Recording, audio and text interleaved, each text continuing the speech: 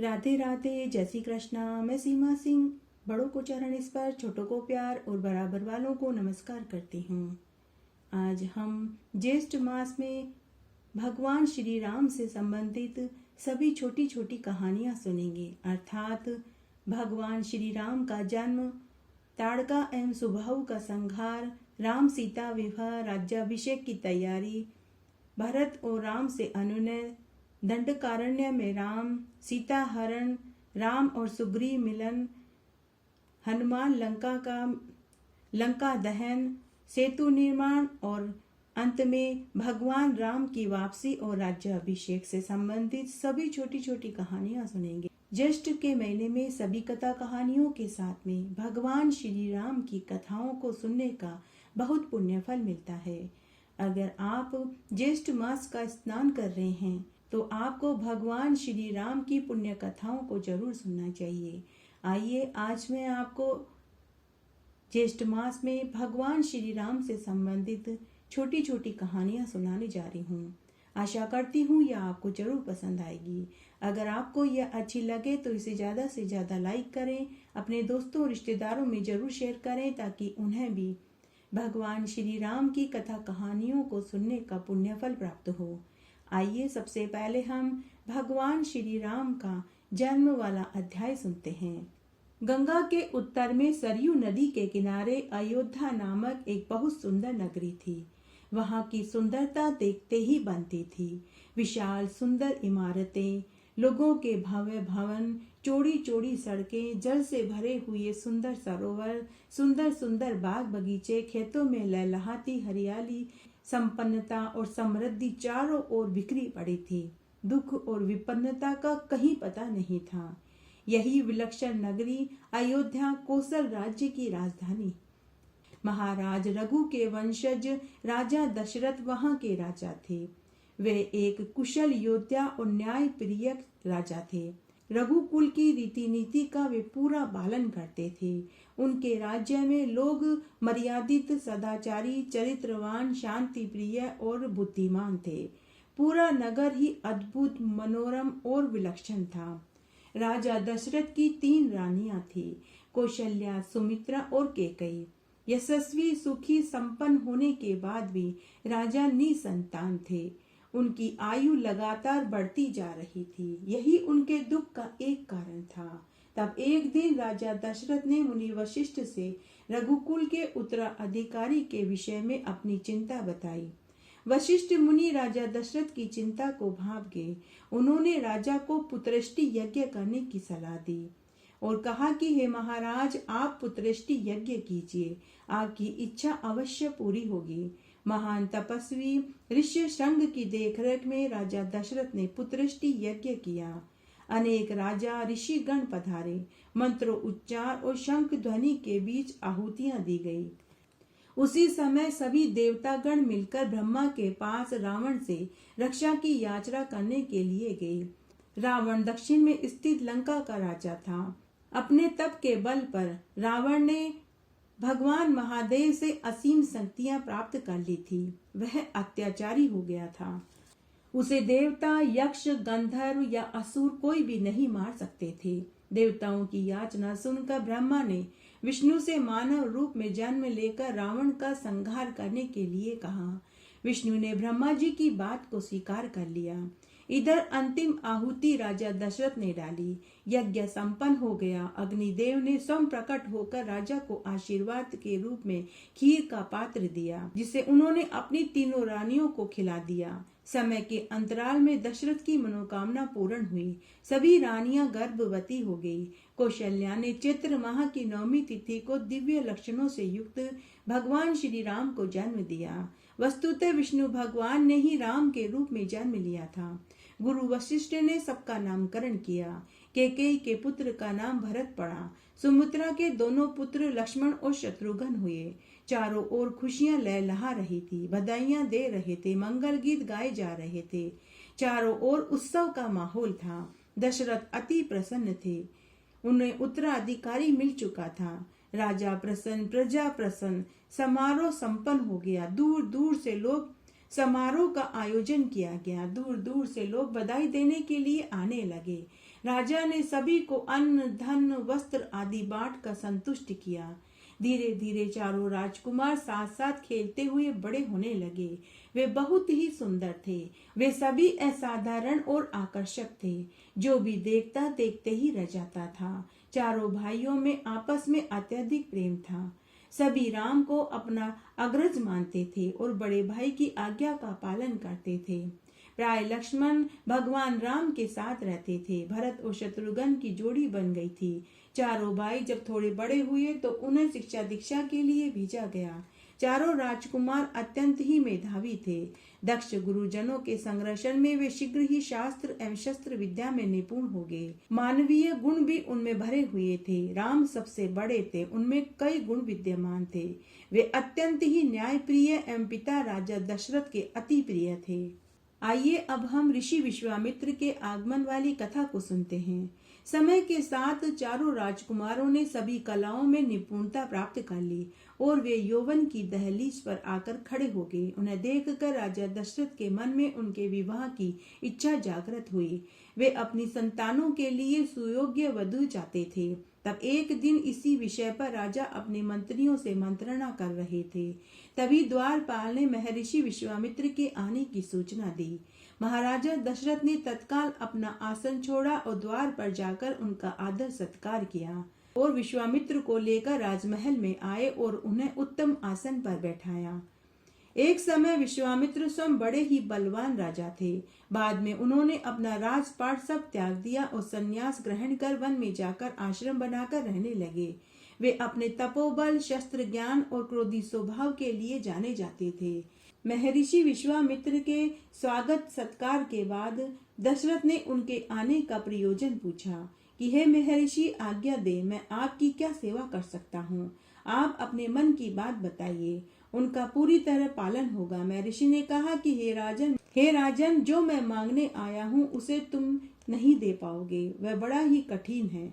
तब राजा दशरथ ने कहा कि हे महर्षि, आप आज्ञा दीजिए, मैं तन मन से उसका पालन करूंगा, आपको शिकायत का अवसर नहीं दूंगा। तब विश्वामित्र ने दशरथ से कहा कि हे राजन, मैं सिद्धि के लिए एक यज्ञ कर रहा हूँ। अनुष्ठान में राक्षस बाधा डाल रहे हैं। उन राक्षसों को केवल एक ही व्यक्ति मार सकता है और वह है तुम्हारा ज्येष्ठ पुत्र राम।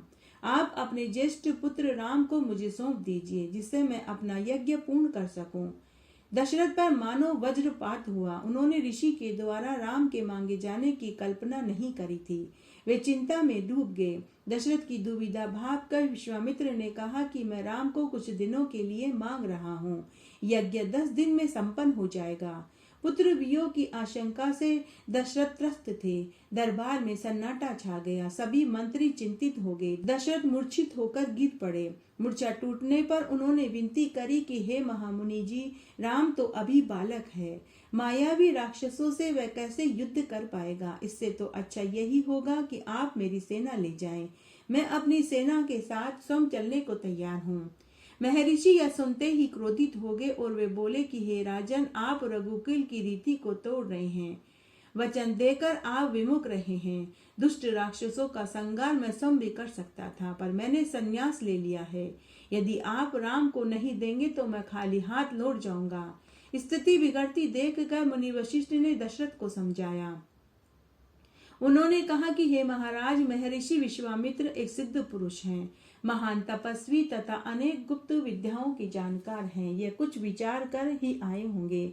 अवश्य ही इसमें राम का कोई हित होगा। आपको राम उन्हें सौंप देना चाहिए।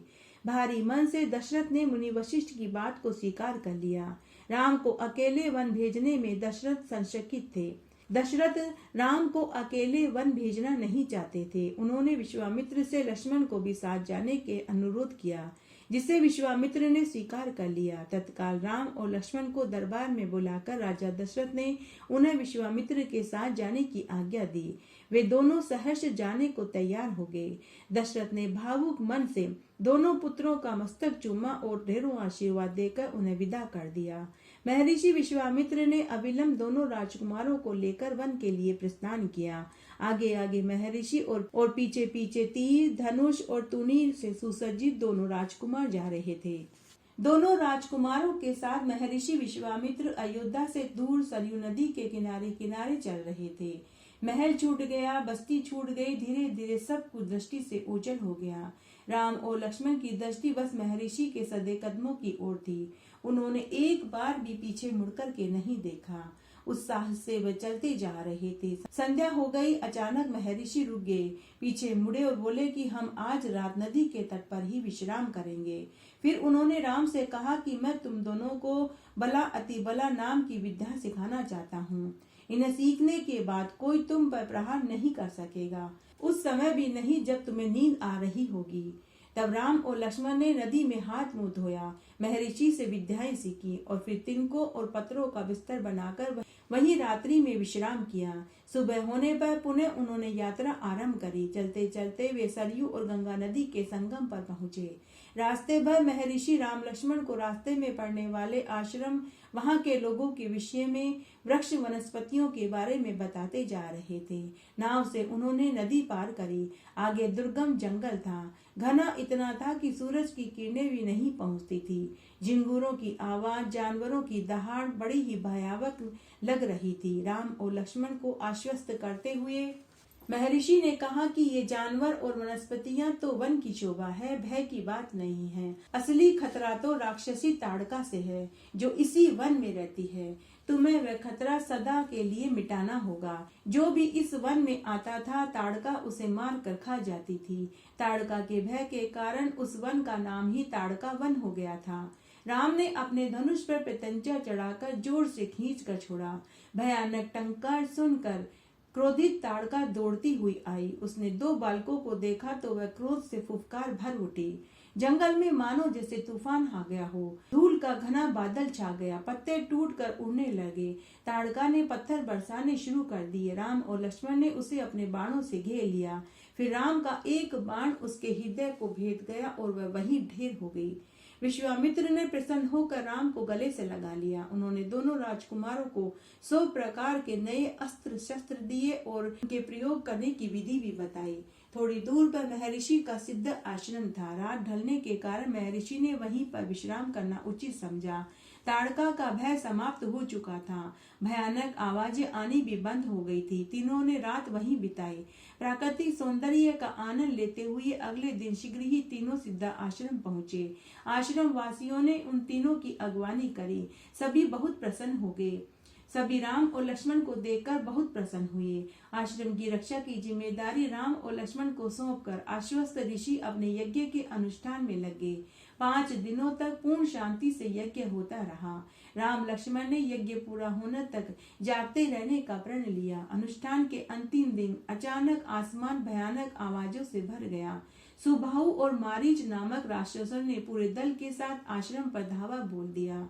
ताड़का मारीच की माँ थी। अपनी माँ की मौत का बदला लेने के लिए वह राजकुमारों को मारने आई थी। मारीच अत्यंत क्रोध में था। राम ने तुरंत धनुष उठाकर मारीच पर निशाना साधा। बाण मारीच को लगा और वह मूर्छित हो गया। वह बाण के वेग से वह बहुत दूर समुद्र के किनारे जाकर गिरा। होश आने पर वह उठकर दक्षिण दिशा की ओर भाग गया। राम का दूसरा बाण सुबाहु को लगा, वहीं उसके प्राण निकल गए। सुबाहु की मृत्यु के साथ सेना में खलबली मच गई। सभी राक्षस भागकर खड़े हो गए। महर्षि विश्वामित्र का अनुष्ठान निर्विघ्न संपन्न हो गया। महर्षि विश्वामित्र और सभी साधुगणों ने यज्ञ के निर्विघ्न संपन्न होने पर दोनों भाइयों को ढेरों आशीर्वाद दिए। आइए अब हम भगवान श्री राम और माता सीता के विवाह की कथा को सुनते हैं।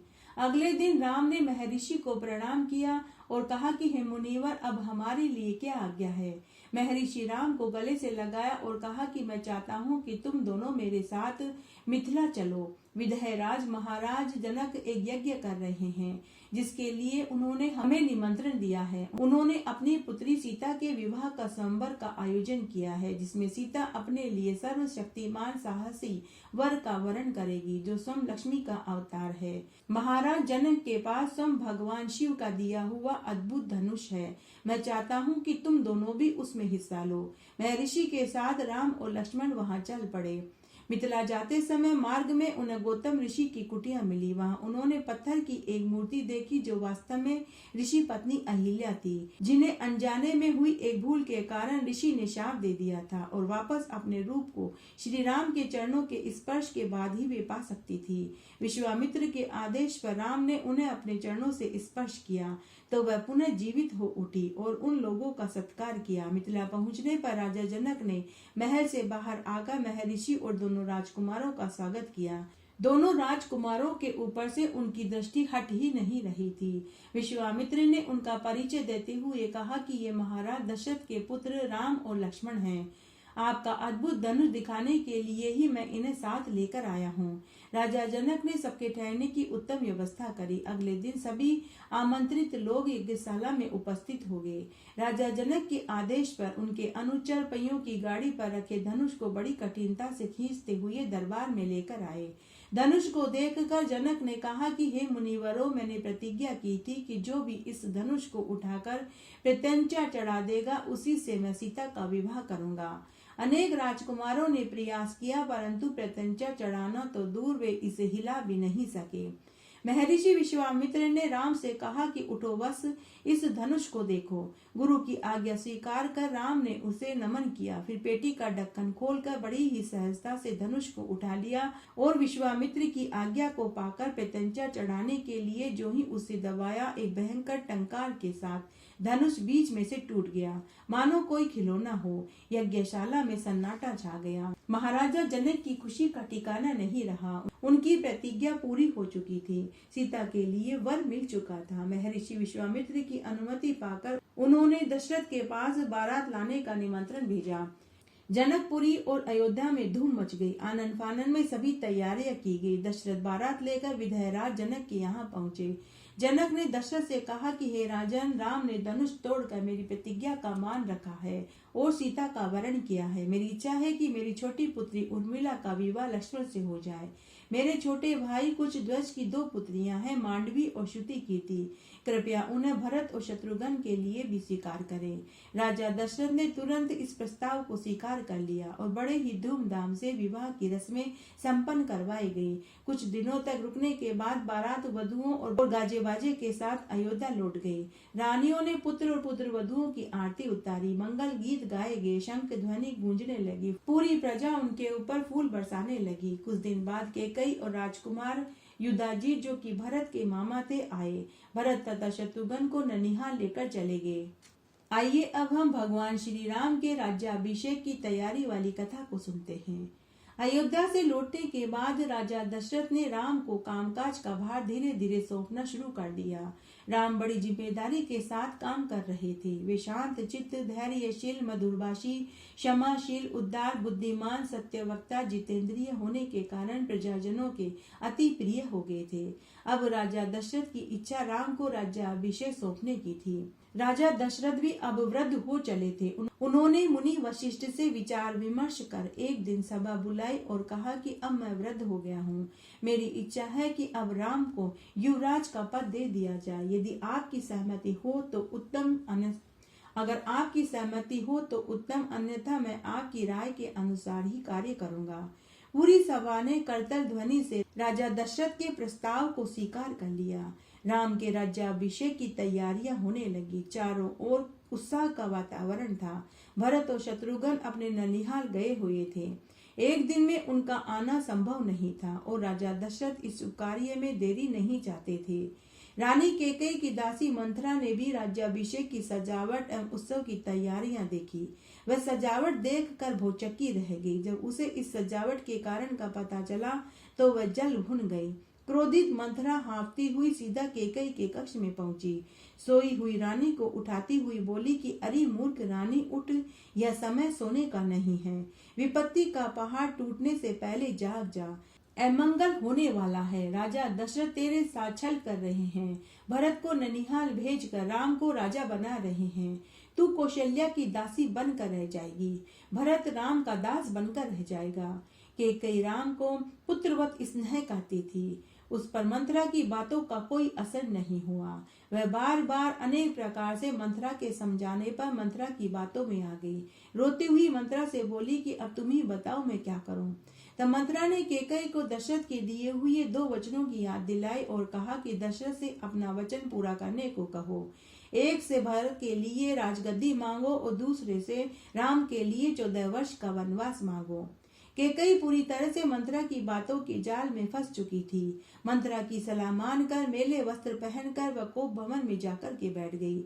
दशरथ जब केकई को शुभ समाचार देने पहुंचे तो उन्हें कोप भवन में होने का पता चला। कोप भवन का दृश्य देखकर राजा अचंभित रह गए। आभूषण बिखरे पड़े थे। मेले वस्त्रों में रानी खुले केश के साथ औंधी जमीन पर लेटी हुई थी। राजा ने उन्हें मनाने का भरसक प्रयत्न किया लेकिन वे नहीं माने। अंत में राजा ने कहा कि मैं प्रिय पुत्र राम की सौगंध खाकर कहता हूँ कि तुम्हारी हर इच्छा पूरी होगी। रानी ने तुरंत कहा, तो फिर आप मुझे मेरे वे दोनों वरदान दीजिए जिसका संकल्प वर्षों पूर्व आपने रणभूमि में लिया था। पहले वचन में मैं आपसे मांगती हूँ कि मेरे बेटे भरत का राज्य अभिषेक हो और दूसरे वचन में मैं आपसे मांगती हूँ कि आप राम को 14 वर्ष के लिए वनवास भेज दो। दशरथ पर जैसे वज्रपात हुआ। वे भौचक्के रह गए। उन्हें केकई की बात पर विश्वास ही नहीं हो रहा था। वे मूर्छित होकर जमीन पर गिर पड़े। मूर्छा खुलने पर वे बड़े ही कातर भाव से बोले कि तुम ये क्या कह रही हो, मुझे तो विश्वास ही नहीं हो रहा है। पर केकई अपनी बात पर अडिग थी। उसने कहा कि यदि आप अपने वचन से पीछे हटे तो रघुकुल का अनादर होगा। आपने अपनी बात पूरी नहीं करी तो मैं विष पीकर आत्महत्या कर लूंगी। दशरथ पुनः अचेत हो गए। अचेता अवस्था में ही रात व्यतीत हो गई। राम का वियोग उनके लिए असहनीय था। होश आता तो वे केकई को समझाते पर केकई अपनी जिद पर अड़ी रही। आइए अब हम भगवान श्री राम का वन में 14 वर्ष के लिए प्रस्थान वाली कथा को सुनते हैं। सुबह हो गई। राम का अभिषेक होना था। महामंत्री सुमंत्र केकई के महल में धड़कते दिल से पहुंचे। वहां देखा महाराज दीनहीन अवस्था में पलंग पर पड़े थे। केकई ने कहा कि हे मंत्रीवर, चिंता की कोई बात नहीं है। उत्साह के कारण महाराज सो नहीं पाए। वे राम से मिलना चाहते हैं। सुमंत्र तुरंत राम को साथ लेकर दशरथ के पास पहुंचे। राम ने अपने माता पिता को प्रणाम किया। दशरथ के मुंह से बस क्षीण स्वर में राम और फिर वे अचेत हो गए। राम अपने पिता की अवस्था को देखकर चिंतित हो गए। वे अपने पिता से बोले कि पिताजी, क्या मुझसे कोई अपराध हुआ है? हे माते, आप बताइए क्या बात है? तब केकई ने कहा कि महाराज दशरथ ने मुझे 2 वरदान दिए थे। जब मैंने उनसे मांगे तो वे अब पीछे हट रहे हैं। मैं चाहती हूँ कि भरत का राज्य अभिषेक हो और तुम 14 वर्ष के लिए वनवास में जाओ। यही बात महाराज तुमसे कह नहीं पा रहे हैं। संयत स्वर में राम ने कहा कि पिता का वचन अवश्य पूरा होगा।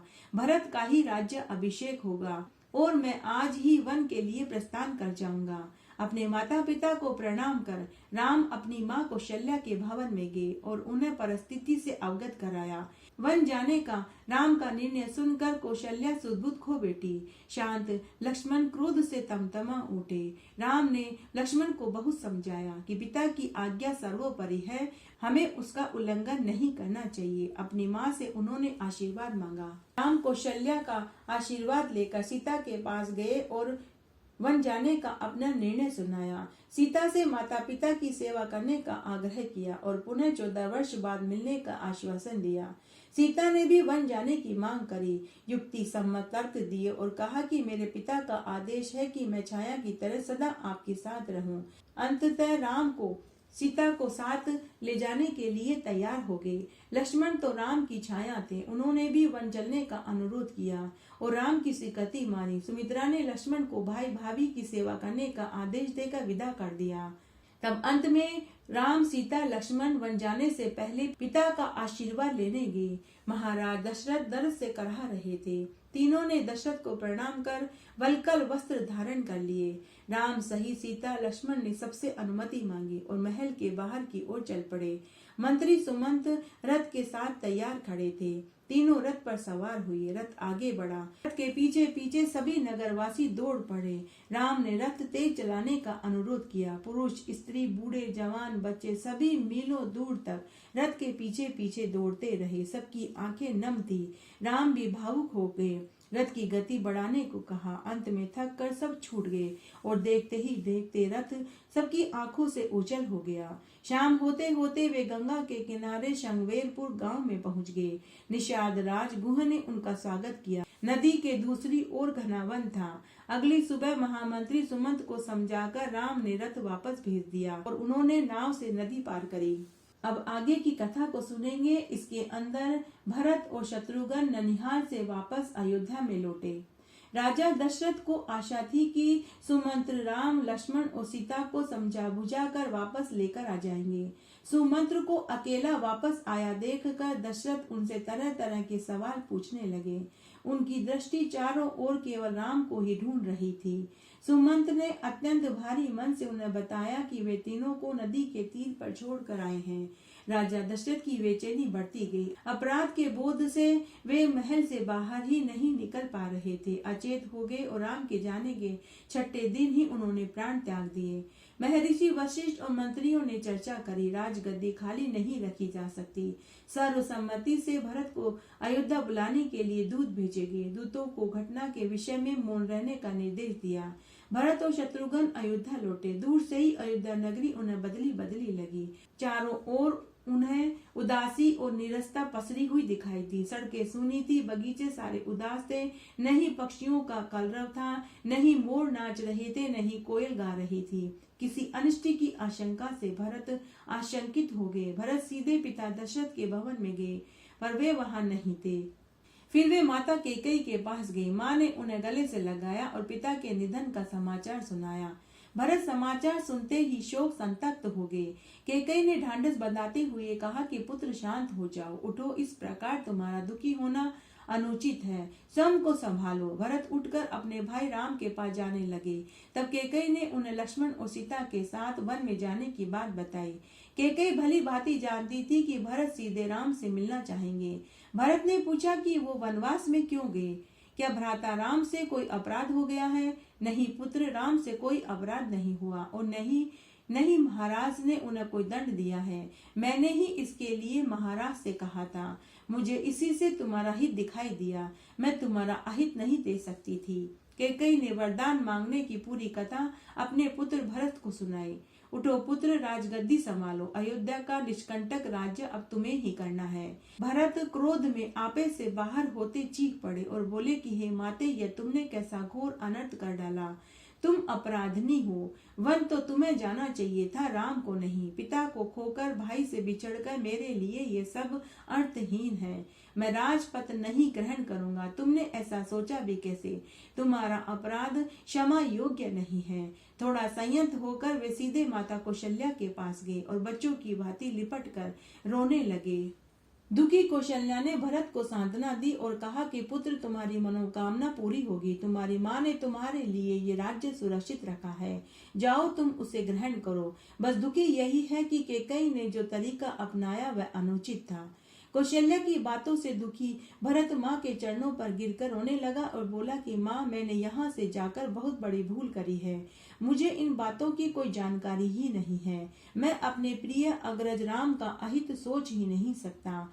मैं निरपराध हूँ, मुझे क्षमा करो। मुझे ये राज्य नहीं चाहिए। कौशल्या ने ऐसा सुनते ही भरत को गले से लगा लिया। भरत निर्दोष है, इसका विश्वास उन्हें हो गया था। अयोध्या का राज्य सिंहासन रिक्त था। मुनिवर ने भरत से कहा कि वत्स, तुम राज का संभाल लो। पिता के निधन और भाई के वन गमन के पश्चात अब तुम्हें ही ये संभालना है। उसे अस्वीकार करते हुए भरत ने कहा कि हे मुनिवर, यह राज्य राम का है, वही इसके अधिकारी हैं। मैं यह पाप नहीं कर सकता। हम सब वन में जाएंगे और उन्हें वापस अयोध्या लेकर आएंगे। आइए अब हम आगे की कथा का श्रवण करते हैं। इसमें भरत भगवान श्री राम से अयोध्या चलने के लिए अनुनय विनय करते हैं। भरत ने सबके मन की बात करी थी। सभी चाहते थे कि राम वापस आ जाए। अगली सुबह मंत्रियों और सभापतियों के साथ भरत वन की ओर चल पड़े। गुरु वशिष्ठ, नगरवासी, अयोध्या चतुर्गनी सेना भी साथ थी। गंगा पार कर राम चित्रकूट पहुंच चुके थे। गंगा यमुना के संगम पर महर्षि भारद्वाज का आश्रम था। राम उनके पास रहकर उन्हें कष्ट नहीं देना चाहते थे। महर्षि ने एक सुंदर पहाड़ी उन्हें दिखाई। राम के रहने के लिए लक्ष्मण ने उसी स्थान पर पर्णकुटी बनाई। भरत राम के पास चित्रकूट जा रहे थे। सेना देखकर निषाद राजगुरु ने सोचा कि शायद भरत राम पर आक्रमण करने जा रहे हैं, पर सत्यता जानकर नदी पार कराने में उन्होंने उनकी मदद करी। मुनि भारद्वाज ने भी भरत को राम का समाचार दिया। राम को पर्णकुटी वाली पहाड़ी दिखाई। ऋषि भारद्वाज के आश्रम में सबने रात्रि में विश्राम किया। आगे घना जंगल था। सुबह में सेना के चलने से जंगल में खलबली मच गई। जानवर इधर उधर भागने लगे, पक्षी उड़ने लगे। कोलाहल राम और लक्ष्मण ने भी सुना। लक्ष्मण ने पेड़ पर चढ़कर देखा तो उन्हें अयोध्या की सेना आती हुई दिखाई दी। राम ने उन्हें आश्वस्त किया, भरत कभी उन पर हमला नहीं कर सकता, पर लक्ष्मण आश्वस्त नहीं हुए। भरत ने सेना और नगरवासियों को पहाड़ी के नीचे ही रोक दिया और सब शत्रुघ्न के साथ नंगे पांव ऊपर चले। भाई से मिलने की उत्कंठा से उनके पैरों की गति अत्यंत बढ़ा दी थी। कोलाहल भी थम चुका था। पहाड़ी पर एक शिला पर बैठे हुए राम की छवि उन्हें दूर से ही दिखाई दी। पास ही माता सीता और लक्ष्मण भी थे। भरत और शत्रुघ्न दौड़कर राम के चरणों में गिर पड़े। दोनों भाई राम के चरणों में बैठे थे। आंखों से अविरल अश्रुधारा बह रही थी, पर होठों से बोल नहीं निकल रहे थे। बड़ी ही कठिनाई से साहस जुटाकर भरत ने राम को पिता के निधन का समाचार सुनाया। राम शोक संतप्त हो गए। जब राम को पता चला कि गुरुजन, माताएं, नगरवासी सभी मिलने आए हैं, तो उन्होंने स्वयं पहाड़ी से नीचे उतरकर उनसे भेंट करी।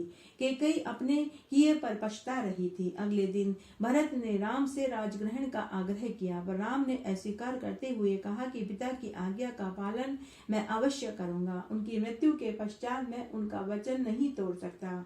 भरत ने अनेक प्रकार से राम को समझाने की कोशिश करी, परंतु राम नहीं माने। महर्षि वशिष्ठ ने रघुकुल के ज्येष्ठ पुत्र होने के कारण राजगद्दी संभालने को कहा।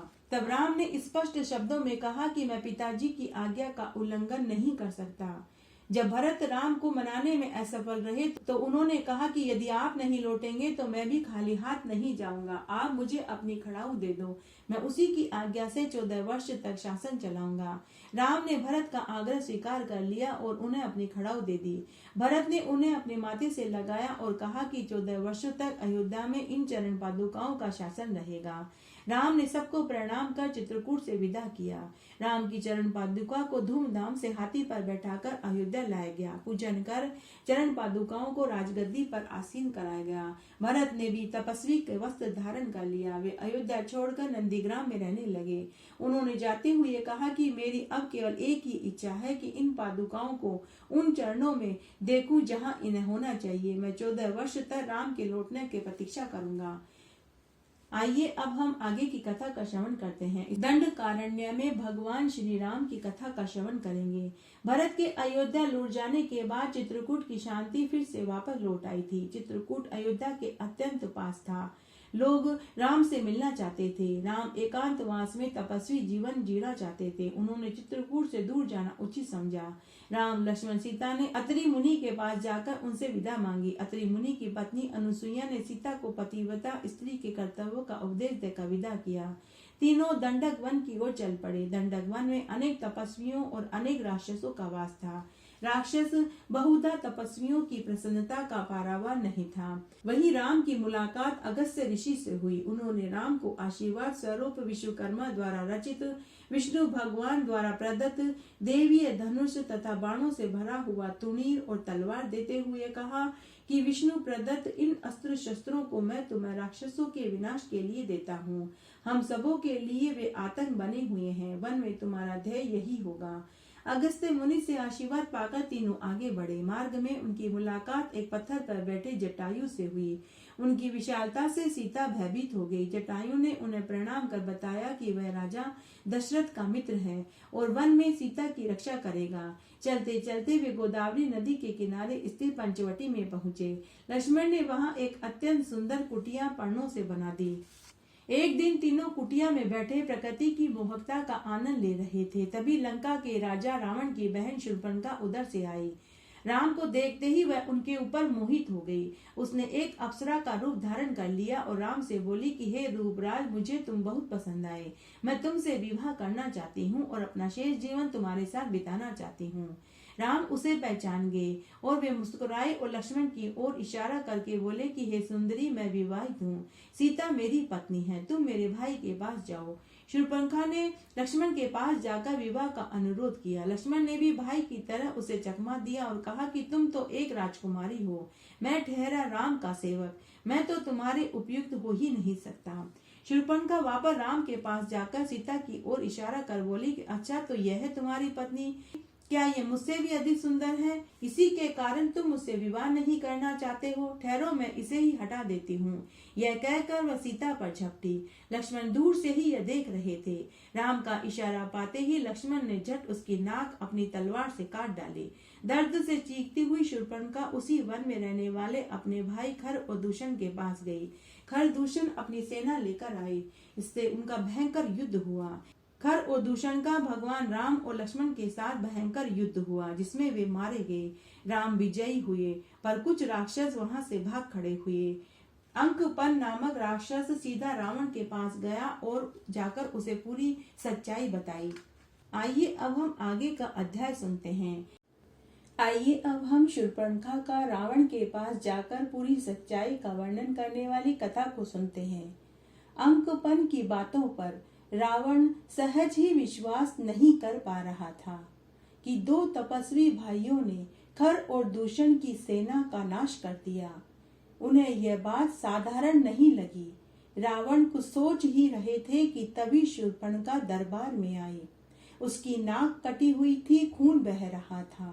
उसकी हालत देखकर रावण चिल्लाया और बोला कि यह सब कुछ कैसे हुआ? तुम्हारी यह हालत कब और किसने करी? शूर्पणखा ने रावण के पौरुष को ललकारते हुए कहा कि भाई, तेरे महाबली होने का क्या लाभ? तुम्हारे रहते तुम्हारी बहन की ऐसी दुर्गति हो रही है। तुम तो किसी को मुंह दिखाने लायक भी नहीं रहे। फिर उसने राम और लक्ष्मण के बल और रूप की प्रशंसा करी, सीता की सुंदरता को बताया। शूर्पणखा ने कहा कि सीता को तो लंका के राजमहल में होना चाहिए था, मैं उसे तुम्हारे लिए लाना चाहती थी। जब मैंने बताया कि मैं रावण की बहन हूँ, तो क्रोध में आकर लक्ष्मण ने मेरी नाक काट डाली। अपनी बहन से सीता की प्रशंसा सुनकर रावण मन ही मन सीता की सुंदरता की कल्पना करने लगा। वह किसी भी तरह सीता को महल में लाना चाहता था। मन ही मन वह अपने मन में ताने बाने बुनने लगा। रावण मारीच के पास गया। मारीच को राम की शक्ति का पहले से ही अंदाजा था। खर और दूषण की मृत्यु से वह कुछ घबराया हुआ भी था। रावण ने मारीच से मदद मांगी। मारीच ने रावण को समझाते हुए कहा कि नहीं नहीं, अच्छा होगा कि आप राम से दूर ही रहें। वह बड़ा ही शक्तिशाली है। किसी दूसरे की पत्नी को उठाना तो और भी अनैतिक है। यह एक घोर पाप की श्रेणी में गिना जाएगा।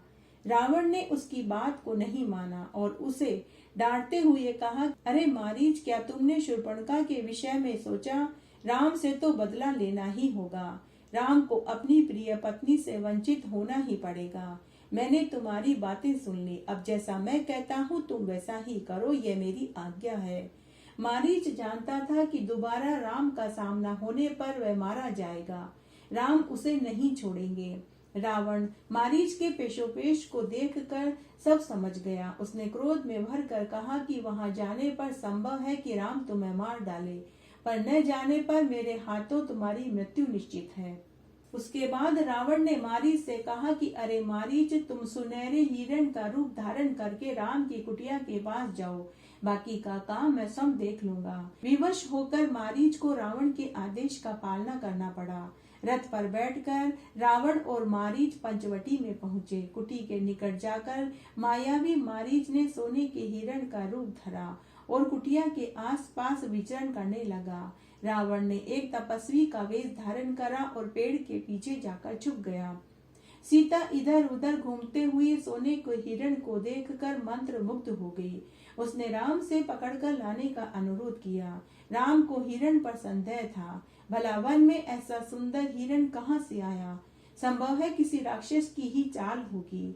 लक्ष्मण ने भी उन्हें सावधान करते हुए कहा कि भैया, मुझे यह हिरण मायावी लगता है, हो न हो यह किसी राक्षस की चाल है। परंतु सीता ने जिद पकड़ ली। सीता के आग्रह को राम नकार न सके। सीता की प्रसन्नता के लिए राम कुछ भी कर सकते थे। उन्होंने सोचा कि सीता ने कभी कुछ नहीं मांगा।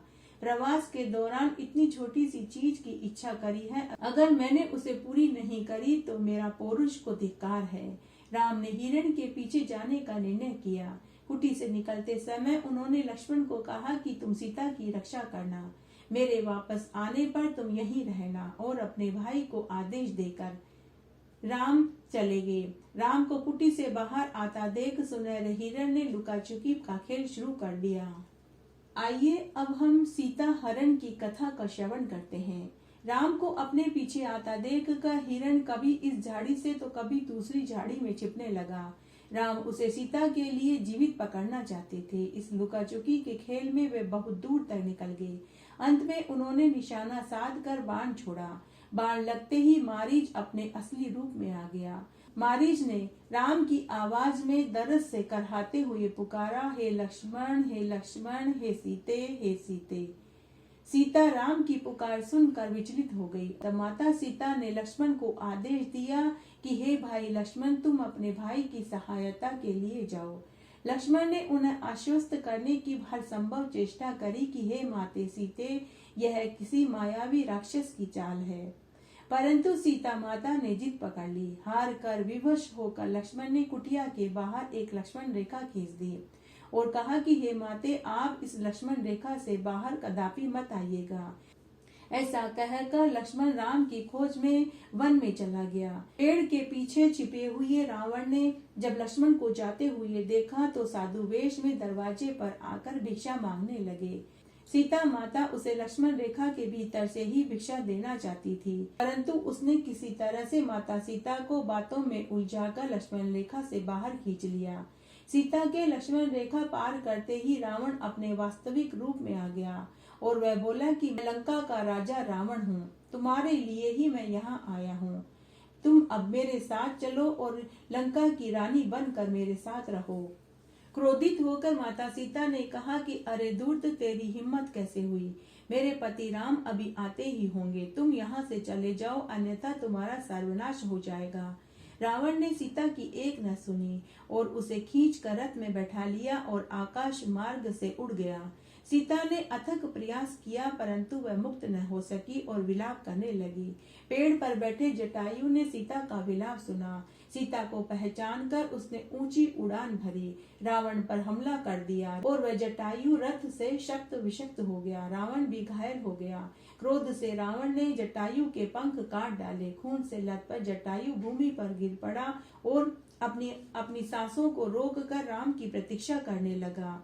उधर सीता असहाय थी, पर राम तक यह समाचार पहुंचाना जरूरी था, तो उन्होंने पहाड़ी पर कुछ बंदरों को बैठे देखा। वे अपने आभूषण मार्ग में एक एक करके उतार कर फेंकने लगी।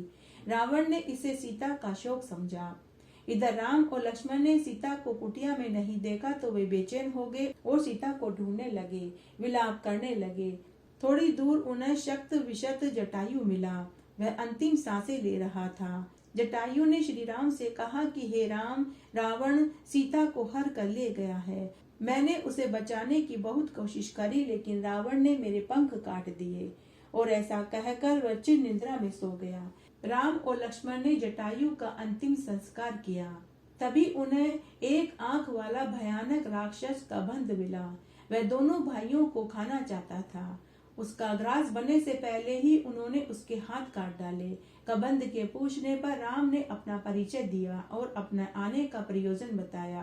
कबंध को राम की महिमा पहले से ही मालूम थी। उसने प्रसन्न होकर कहा कि आप यदि मेरा अंतिम संस्कार करने का वादा करें तो मैं आपकी मदद कर सकता हूँ।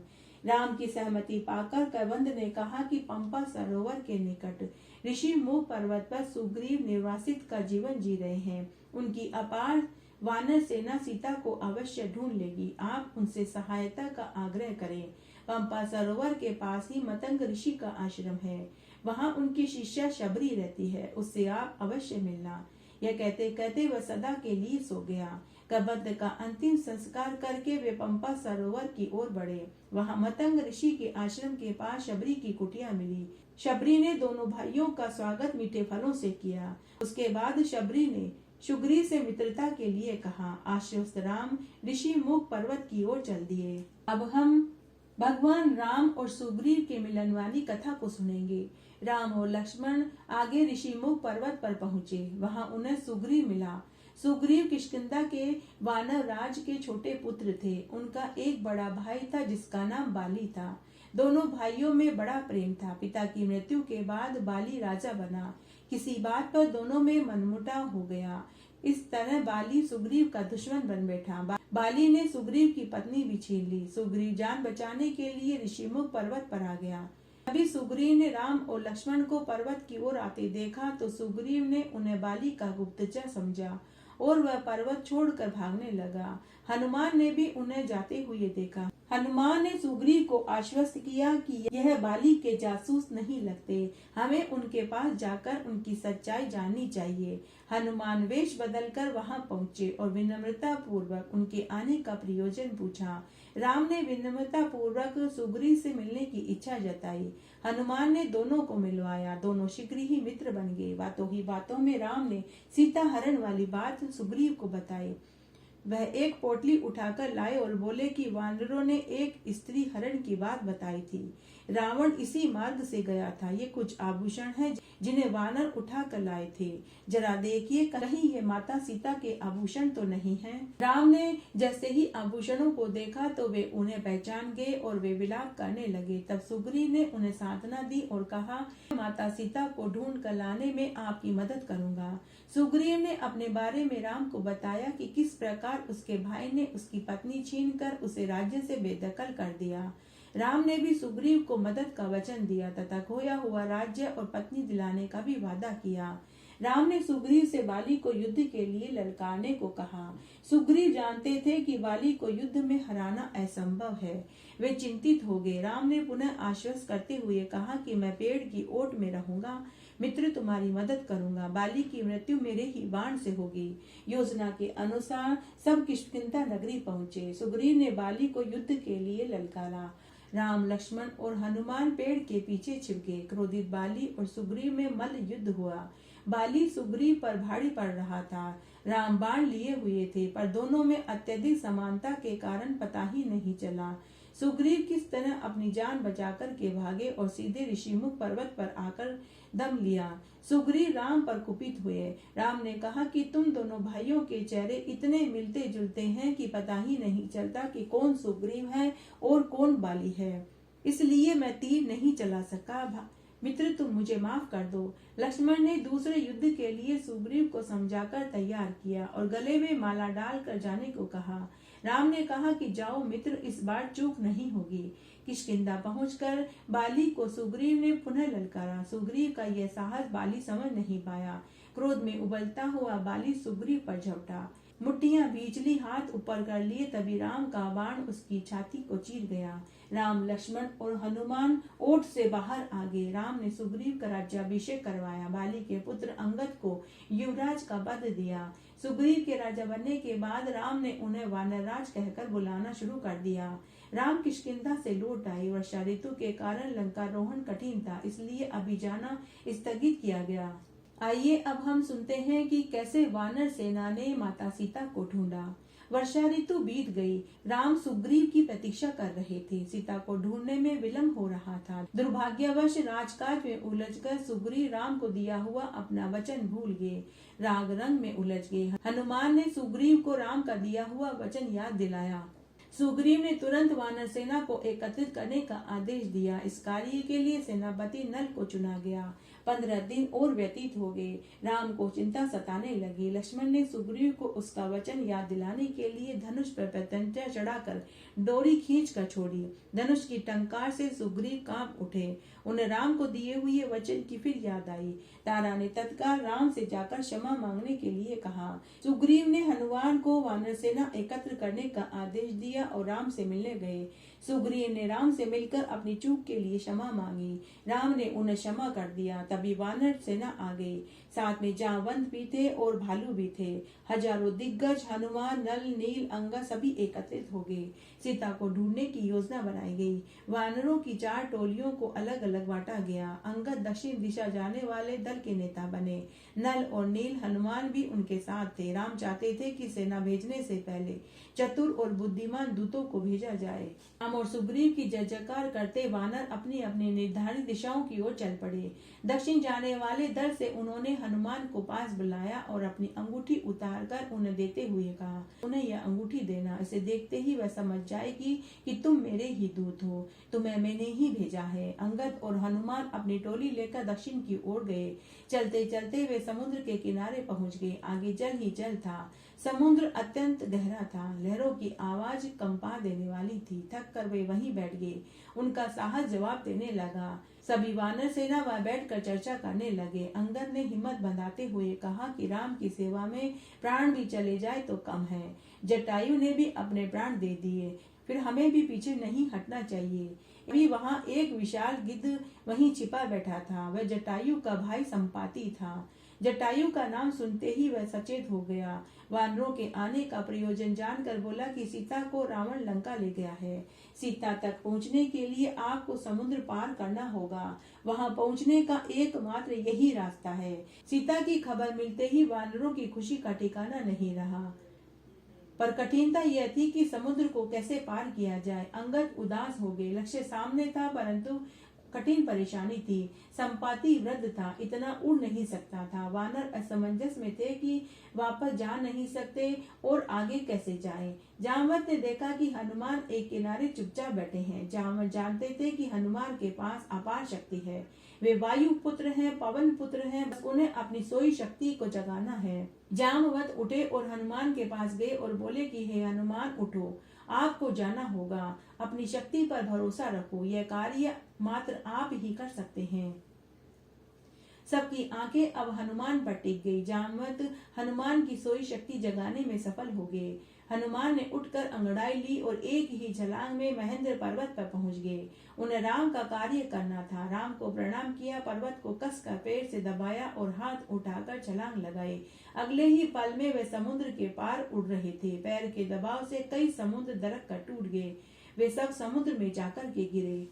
अब हम उस कथा को सुनेंगे जिसमें हनुमान जी लंका में गए और लंका में जाने के बाद कौन कौन सी घटनाएं घटित हुई वह हम इस कथा में सुनेंगे। हनुमान वायुवेग से लंका की ओर बढ़ रहे थे। समुद्र के भीतर मेनाक पर्वत था। वह हनुमान को विश्राम देने के लिए जलराशि चीर कर ऊपर उठा, पर हनुमान नहीं रुके। वे राम काज में बाधा नहीं चाहते थे। उनका हाथ पर्वत से टकराया तो पर्वत शिखर टूट गया। वह संभल कर और ऊपर उड़ने लगे। आगे उन्हें सुरसा नामक राक्षसी मिली। वह कई दिनों से भूखी थी, हनुमान को खाना चाहती थी। हनुमान ने अपना रूप बढ़ाना शुरू कर दिया तो उसने भी मुंह बढ़ा लिया। हनुमान भीतर गए और अपना रूप छोटा करके तुरंत बाहर निकल आए। थोड़ा आगे बढ़ने पर सिंहिका नामक राक्षसी ने समुद्र में उनकी परछाई को पकड़ लिया। हनुमान आसमान में ही ठहर गए। उन्होंने सिंहिका का संहार किया, तब फिर वे आगे बढ़े। हनुमान को थोड़ी दूर में एक चमकती हुई सोने की लंका दिखाई दी। रावण की राजधानी दिखाई देने लगी। लंका बड़ी ही सुंदर दिखाई दे रही थी। हनुमान को पास में ही एक पहाड़ी दिखाई दी। लंका को देखने के लिए वे उस पहाड़ी पर चढ़ गए। चारों ओर हरे हरे वृक्ष, सुगंधित पुष्प से सुसज्जित बगीचे, सुंदर सुंदर भवन। राक्षस नगरी में इतनी सुंदरता अनुपम और कल्पनातीत थी। हनुमान सोचने लगे कि वे सीता को कहां और कैसे ढूंढे।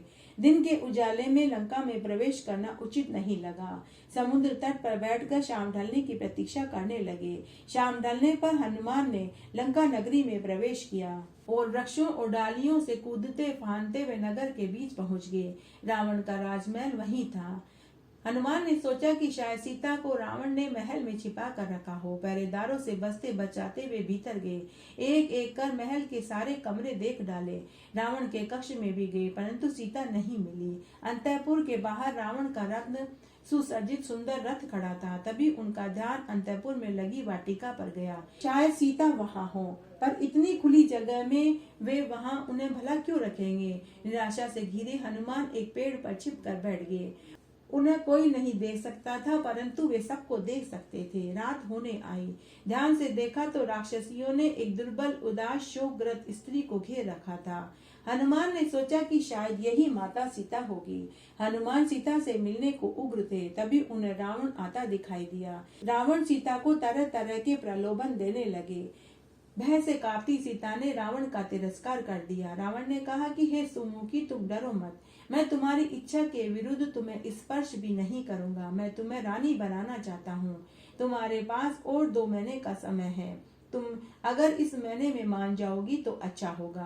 तो माता सीता ने रावण से कहा कि अरे दुष्ट, तेरी इच्छा कभी पूरी नहीं होगी। तेरा सर्वनाश निश्चित है। मुझे राम के पास पहुंचा दो, वे तुम्हें क्षमा कर देंगे। रावण का तिरस्कार करते हुए सीता ने कहा। क्रोध में पैर पटकता हुआ रावण वहां से लौट गया। राक्षसियों ने सीता को खूब डराया धमकाया। तभी वहां त्रिजटा नामक राक्षसी आ गई। वह सीता से अधिक प्रेम करती थी। काफी देर तक ये खेल चलता रहा। फिर एक एक करके राक्षसियां सभी वहां से चली गई और सीता माता अकेली रह गई। अवसर देखकर हनुमान नीचे आए। सीता माता को प्रणाम किया और अपना परिचय दिया और आने का प्रयोजन बताया और राम की अंगूठी दी। अंगूठी देखकर माता सीता की शंका दूर हो गई। विश्वस्त होकर सीता माता ने राम लक्ष्मण की कुशल क्षेम पूछी। सुबह होने वाली थी। अपना एक आभूषण सीता ने हनुमान को देकर कहा कि राम से कहना मैं जीवित हूँ। जाते जाते हनुमान ने माता सीता से कहा कि हे माते, आप निराश मत होना। श्री राम 2 महीने में यहाँ अवश्य पहुँच जाएंगे। अब हम लंका दहन वाली कथा का श्रवण करेंगे। हनुमान सीता का संदेश राम को अति शीघ्र पहुंचाना चाहते थे, परंतु कुछ विचार करके वे रुक गए। उन्होंने अशोक वाटिका तहस नहस कर डाली, राक्षसों को मार डाला। रावण का पुत्र अक्षय कुमार भी मारा गया। एक वानर के उत्पात की सूचना जब रावण को मिली तो वह आपे से बाहर हो गया। उन्होंने अपने पुत्र मेघनाथ को हनुमान को पकड़कर लाने का आदेश दिया। मेघनाथ हनुमान को पकड़कर रावण के पास लेकर के गए। रावण अपने भव्य सिंहासन पर बैठा था। परिचय पूछे जाने पर हनुमान ने कहा कि मैं राम का दास हनुमान हूँ। श्री राम की पत्नी सीता को ढूंढने आया था। आपसे मिलना चाहता था, इसीलिए मैंने ये उत्पात मचाया। राक्षसों ने मुझे रोकने का प्रयत्न किया तो वे सब मारे गए। हनुमान ने रावण को सलाह देते हुए कहा कि हे रावण, मैं तुझे एक सलाह देता हूँ कि तू पूरे सम्मान के साथ माता सीता को श्री राम को लौटा दे। धनुर्धर राम से तू बैर मत ले, नहीं तो तू मारा जाएगा। क्रोधित रावण हनुमान को मारने उठा, पर रावण के छोटे भाई विभीषण ने उसे रोक दिया और कहा कि हे भाई, दूत का वध सर्वदा वर्जित है। आप उसे और दूसरा दंड दे सकते हैं। रावण ने भयंकर अट्टहास किया। वे जानता था कि बंदर को अपनी पूंछ से बहुत प्यार होता है। रावण ने अपने सैनिकों को आज्ञा दी कि इसकी पूंछ में आग लगा दो और पूरी लंका में घुमाओ। राक्षसों ने पूंछ को पकड़ना चाहा। राक्षसों ने पूंछ पर कपड़ा लपेटना शुरू किया, परंतु वह पूंछ बढ़ने लगी। जितना कपड़ा लाया जाता, पूंछ और बढ़ती जाती। पूंछ में आग लगाकर हनुमान को पूरे शहर में घुमाया गया। उसके बाद हनुमान ने पूरी लंका में आग लगा दी। उसके बाद हनुमान ने अपना रूप सूक्ष्म कर लिया, जिससे उनके सारे बंधन खुल गए। उसके बाद हनुमान ने छलांग लगाकर एक ऊंची अट्टालिका पर चढ़ गए। इस तरह वे एक अट्टालिका से दूसरी अट्टालिका पर जाते गए और पूरी लंका नगरी में आग लगाते गए। पूरी लंका में आग लगाने के बाद हनुमान वापस उसी स्थान पर पहुंचने के लिए उड़ने लगे। दूसरी ओर सभी हनुमान की प्रतीक्षा कर रहे थे। उन्हें आता देखकर सभी को महान खुशी हुई। हनुमान ने सबकी उत्सुकता शांत करी, वहां का हाल बताया। खुशी खुशी सब राम के पास पहुंचे। राम को हनुमान ने सीता का हाल सुनाया, उनका दिया हुआ आभूषण दिया, जिसे देखते ही राम भाव विवल हो गए। राम ने सीता के विषय में अनेक प्रश्न किए। हनुमान ने उचित उत्तर से उन्हें संतुष्ट किया। समय बहुत कम था, लंका पर आक्रमण करना था। युद्ध की योजना बनाई गई। यह एक बहुत बड़ी चुनौती थी। सुग्रीव, लक्ष्मण, अंगद, जामवंत सभी देर रात तक चर्चा करते रहे। अब हम युद्ध के लिए प्रस्थान वाली कथा को सुनेंगे। सुग्रीव ने अपनी पूरी सेना एकत्रित कर उन्हें संबोधित किया। युद्ध की भयानकता और विभीषिकता बताई। नियम बताए गए, सुरक्षा के उपाय बताए गए, आक्रमण के तरीके समझाए गए। शारीरिक और मानसिक रूप से दुर्बल सैनिकों को युद्ध में जाने के लिए मना किया गया। राम के लिए सभी वानर तन मन से लड़ने को तैयार थे। गरजती हुंकारती सेना किष्किंधा से रवाना हुई। सुग्रीव, राम, लक्ष्मण के जयघोष से आकाश गूंजने लगा। कूदते फांदते लाखों बंदर आगे बढ़ गए। चारों ओर शोर था। वानर पेड़ों और पहाड़ों को रोंदते हुए आगे बढ़ रहे थे। सेना का नेतृत्व नल कर रहे थे। सुग्रीव के सेनापति जामवंत और हनुमान सबसे पीछे थे। सेना में गजब का उत्साह था। रात दिन चलने के बाद सभी समुद्र के किनारे पहुंच गए। पड़ाव डाला गया, तंबू लगाए गए, सेना का ध्वज फहराया गया। उधर लंका दहन के बाद से ही लंकावासी बहुत डरे हुए थे। वे सोच रहे थे कि यदि एक बंदर ऐसा उत्पात मचा सकता है तो राम के कितने शक्तिशाली दूत और होंगे। चारों ओर यही चर्चा का विषय था। सबका मनोबल टूट चुका था। विभीषण ने जनता का यह हाल देखा तो रावण को समझाने गए। उन्होंने दरबार में रावण को वस्तु स्थिति से परिचित करवाया और कहा कि हे राजन, आप राम को उनकी पत्नी सीता आदर के साथ लौटा दीजिए। उनसे आप आक्रमण मत कीजिए। लेकिन रावण ने अपने भाई की एक नहीं सुनी। रावण को सेना के आने का समाचार मिल चुका था। उसने विभीषण की बात को अनसुनी कर दी। विभीषण ने पुनः कहा कि सीता गले में बंधे सांप की तरह है। हे लंका अधिराज, मैं आपका शुभ चिंतक हूँ। महाविनाश को रोक लीजिए, सीता को लौटा दीजिए और लंका को बचा लीजिए। विभीषण ने रावण के पैर भी पकड़े, लेकिन क्रोध से तमतमाए रावण ने विभीषण के सीने पर लात मारी और कहा कि निकल जाओ यहाँ से। तुम मेरे भाई नहीं हो सकते। तुम शत्रु के शुभ चिंतक हो। मैं तुम्हारी सूरत भी नहीं देखना चाहता। मुझे तुम्हारा साथ भी नहीं चाहिए।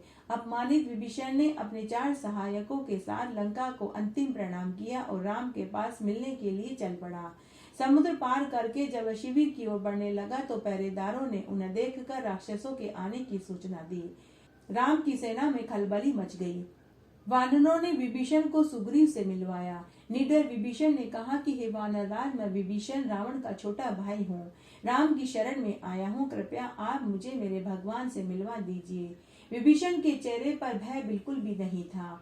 वह पूरे आत्मसम्मान और पूरे भरोसे के साथ आया था। सुग्रीव के चेहरे पर अविश्वास की रेखा देखकर विभीषण ने फिर कहा, रावण मद में चूर है। राम की पत्नी को लौटाने के मेरे अनुरोध को उसने ठुकरा दिया और मुझे अपमानित करके लंका से निकाल दिया। मैं प्राण बचा कर के आया हूँ। सुग्रीव को अभी भी विश्वास नहीं हुआ, पर वे राम के पास गए और राम को पूरी बात बताई कि विभीषण शरणागत है। सुग्रीव से विभीषण के आने का समाचार सुनकर राम ने विभीषण का आदर सत्कार किया। विभीषण ने राम को लंका का समाचार दिया, भीतर की सारी बातें बताई। शीघ्र ही विभीषण राम का विश्वास पात्र बन गया। राम ने उन्हें आश्वास दिया कि जीत तो उनकी ही होगी और रावण के बाद विभीषण ही लंका का राजा बनेगा। सेना के सामने अब समुद्र पार करने की चुनौती थी। राम समुद्र किनारे बैठे हुए थे। 3 दिनों तक उन्होंने समुद्र से विनती करी, परंतु समुद्र ने एक नहीं सुनी। क्रोधित होकर उन्होंने समुद्र सुखाने के लिए अग्नि बाण निकाला। समुद्र हाथ जोड़कर उनके सामने आकर के खड़ा हो गया और बोला कि हे भगवान राम, समुद्र के सभी जीव जंतु मारे जाएंगे, आप ऐसा मत कीजिए। वानरों की मदद से मेरे ऊपर पत्थरों का पुल बनाइए, मैं आपका वजन संभाल लूंगा। आपकी सेना में नल और नील 2 सर्वश्रेष्ठ वानर हैं। नल विश्वकर्मा का पुत्र है, वह पुल बना सकता है, मैं उसकी सहायता करूंगा। अगले दिन से नल ने अपना काम शुरू करा। आनन फानन में पूरी सेना पुल बनाने में जुट गई। पत्थर, पेड़, चट्टान, कंकड़ जिसने जो बन पड़ा पर्वत से उठा कर लाने लगे। नल उन्हें व्यवस्थित करते रहे। 5 दिन में पुल बनकर तैयार हो गया। समुद्र 2 भागों में बट गया और उसका घमंड चूर हो गया। पुल के ऊपर से घास और लकड़ियां डालकर गड्ढे भरे गए। सबसे पहले विभीषण पुल से उस पार गए। हनुमान ने राम को, नल से लक्ष्मण को अपने कंधे पर बैठाकर समुद्र पार कराया। पीछे पीछे प्रसन्नता से कूदती फांदती पूरी वानर सेना समुद्र पार करके आ गई। दोनों सेनाएं अब समुद्र के एक ओर खड़ी थी। बस उनका आमना सामना होना शेष था। आक्रमण की तैयारी होने लगी। रणनीति बनाई गई और अंतिम रूप तैयार किया गया। राम ने भी अपनी सेना को 4 भागों में बांट दिया, क्योंकि लंका में 4 द्वार थे। चारों ओर से आक्रमण होना था। हर टुकड़ी को एक द्वार सौंपा गया। राम ने पर्वत शिखर पर जाकर निरीक्षण किया। लंका के वैभव से वे भी चकित थे। कुछ विचार करके राम ने अंगद को बुलाया और कहा कि तुम मेरे दूत बनकर लंका में जाओ और युद्ध को टालने की कोशिश करो। रावण अगर सीता को लौटा दे तो हम वापस लौट जाएंगे। अंगद रावण से मिला परंतु कोई लाभ नहीं हुआ। राम का संदेश सुनकर रावण अत्यंत क्रोधित हो गया। अंगद पर राक्षसों ने हमला कर दिया। वह किसी तरह से जान बचा कर के वापस आया। अंगद ने राम से आकर कहा कि रावण को कोई पश्चाताप नहीं है, वह किसी भी हाल में सुलह के लिए तैयार नहीं है, वह सिर्फ युद्ध चाहता है। अब युद्ध ही मात्र विकल्प रह गया है। सभी राम के आदेश की प्रतीक्षा करने लगे। सूर्य उदय होते ही राम ने आदेश दिया कि लंका को चारों ओर से घेर लो। समुद्र पर पुल बनने की सूचना पाकर रावण बौखला गया। वह हर हाल में सीता को पाना चाहता था, परंतु पतिव्रता सीता उसकी ओर आंख उठाकर भी नहीं देखती थी। उसने अपनी माया से राम का कटा हुआ सिर बनाया और उसे सीता के पास ले जाकर के कहा कि तुम जिसकी याद में लंकापति को ठुकरा रही हो वह मारा गया। अपनी जिद छोड़ दो और मेरी पत्नी बन जाओ। राम का सिर देखकर सीता व्यग्र हो उठी और विलाप करने लगी। वह स्वयं को संभाल नहीं पा रही थी। तब त्रिजटा राक्षसी ने सीता को समझाते हुए कहा कि पुत्री, यह श्री राम का सिर नहीं हो सकता, अवश्य ही रावण की कोई माया है। आप इस प्रकार विलाप न करें और राम को कमजोर न समझे। धीरज धरे, श्री राम आपको लेने अवश्य आएंगे। आइए अब हम राम और रावण के युद्ध वाली कथा का श्रवण करते हैं। आदेश पाते ही सेना ने जयघोष किया। युद्ध प्रारंभ हो गया। युद्ध अत्यंत भयानक था। चारों ओर चित्कार और कोलाहल हो रहा था। शक्त विशद सब पड़े थे। धरती रक्त रंजित हो गई थी। लक्ष्मण के तेज को सहना राक्षस सेना के लिए कठिन था। मेघनाथ अपनी सेना के साथ लक्ष्मण को रोकने की कोशिश करने लगे। वह भी लक्ष्मण को रोक नहीं पाए।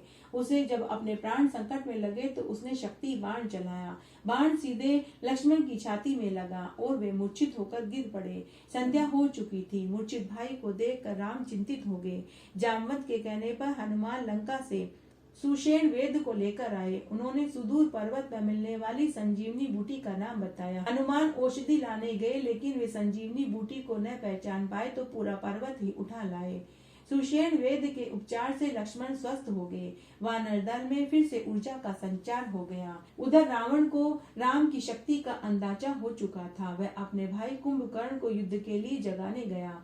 कुंभकर्ण अत्यंत ही शक्तिशाली था। वह 6 महीने सोता था और 6 महीने जागता था। कुंभकर्ण के युद्ध में उतरने से वानर सेना घबरा गई।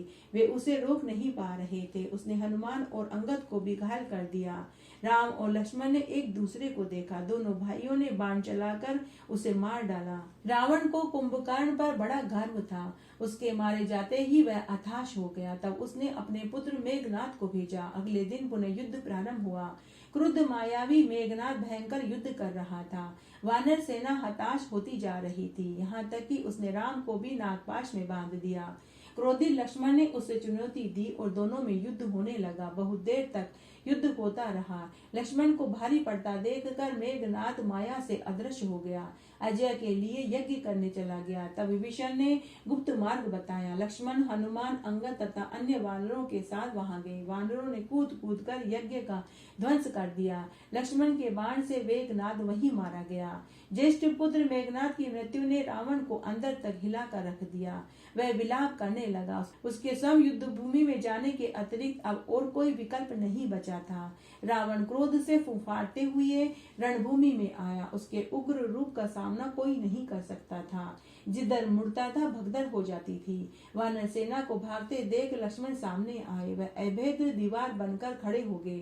थोड़ी देर में विभीषण और राम भी आ गए। विभीषण को शत्रु सेना में देख रावण को और अधिक क्रोध आया। विभीषण पर उसने निशाना साध कर घातक बाण चलाया, जिसे लक्ष्मण ने निःशर्त कर दिया। रावण ने दूसरा घातक बाण चलाया। लक्ष्मण विभीषण के सामने आ गए। बाण लक्ष्मण को लगा, वे अचेत हो गए। लक्ष्मण को गिरते देख राम आग बबूला हो गए और उन्होंने रावण को चुनौती दे डाली। हनुमान लक्ष्मण को उठाकर ले गए। सुषेण वेद को बुलाया गया। चिकित्सा हुई और चमत्कार हो गया। लक्ष्मण फिर से स्वस्थ हो गए। सुग्रीव से लक्ष्मण के स्वस्थ होने की सूचना पाते ही राम रावण पर सिंह की तरह टूट पड़े। भयानक युद्ध छिड़ गया। दोनों योद्धा अपनी पूरी शक्ति से लड़ रहे थे। ऐसा युद्ध किसी ने न देखा न सुना। वे आपस में लड़ना भूलकर राम रावण युद्ध देखने लगे। तभी रावण के बाण से राम के रथ की ध्वजा फट गई। राम ने प्रहार किया तो बाण रावण के मस्तक पर लगा। रक्त की धारा बह निकली। लगातार बाणों की बरसात ने रावण के रथ का मुंह तोड़ दिया। पराजय के संकेत देखकर रावण की हिम्मत टूटने लगी। रावण रथ घुमाता तब तक एक बाण उसकी नाभि भेद कर निकल गया। रावण के हाथ से धनुष छूट गया और वह पृथ्वी पर गिर पड़ा। राक्षस सेना में हड़कंप मच गई। लंका विजय अभियान पूरा हो गया। विभीषण भाई की मृत्यु से दुखी हुआ। उन्होंने रावण का अंतिम संस्कार किया। उसके पश्चात विभीषण का राज्य अभिषेक किया गया और जयकारे से आसमान गूंजने लगा। अब हम भगवान श्री राम की अयोध्या में वापसी और राज्याभिषेक की कथा का श्रवण करेंगे। राम वापस अयोध्या जाना चाहते थे। विभीषण ने राम की यात्रा की व्यवस्था करी। विभीषण, सुग्रीव, हनुमान भी साथ जाना चाहते थे। राम ने उन्हें आमंत्रित किया। सभी विभीषण के पुष्पक विमान में सवार हुए। वानर सेना ने उन्हें विदाई दी। विमान उत्तर दिशा की ओर उड़ान भरने लगा। राम सीता को मार्ग में आने वाले हर स्थान के बारे में बताते गए। रणभूमि, फिर समुद्र पर बनाया गया सेतु दिखाया। किष्किंधा में विमान रोककर सुग्रीव की पत्नियां तारा और रूपा को दिखाया। ऋषिमुख पर्वत और पंपा सरोवर की सुंदरता दिखाई। एक चमकती रेखा की तरह दिखती गोदावरी नदी दिखाई। उसके तट पर पंचवटी तथा अपनी पर्णकुटी दिखाई। सीता ने भय से आंखें मूंद ली, मानो उन्हें पूरी घटना याद हो आई हो। गंगा यमुना के संगम पर ऋषि भारद्वाज के आश्रम में विमान उतारा गया। ऋषि के आग्रह पर सबने रात वहीं बिताई। राम ने हनुमान को और भरत को अपने आगमन की पूर्व सूचना देने के लिए भेज दिया। वायु वेग से हनुमान उड़े। निषाद राज गुह से मिलते हुए अयोध्या का हाल जानकर नंदीग्राम पहुंचे और भरत से मिले और फिर राम का संदेश दिया। संदेश पाकर भरत की प्रसन्नता का ठिकाना न रहा। अविचल अश्रुधारा बहने लगी। बार बार इस शुभ सूचना के लिए वे हनुमान को धन्यवाद देने लगे। भरत से सूचना पाकर अयोध्या में स्वागत उत्सव की तैयारियां की गई। शत्रुघ्न राज्याभिषेक की तैयारियां करने लगे। तीनों माताओं ने नंदीग्राम प्रस्थान किया। कौशल्या जानती थी कि राम पहले भरत से मिलने जाएंगे।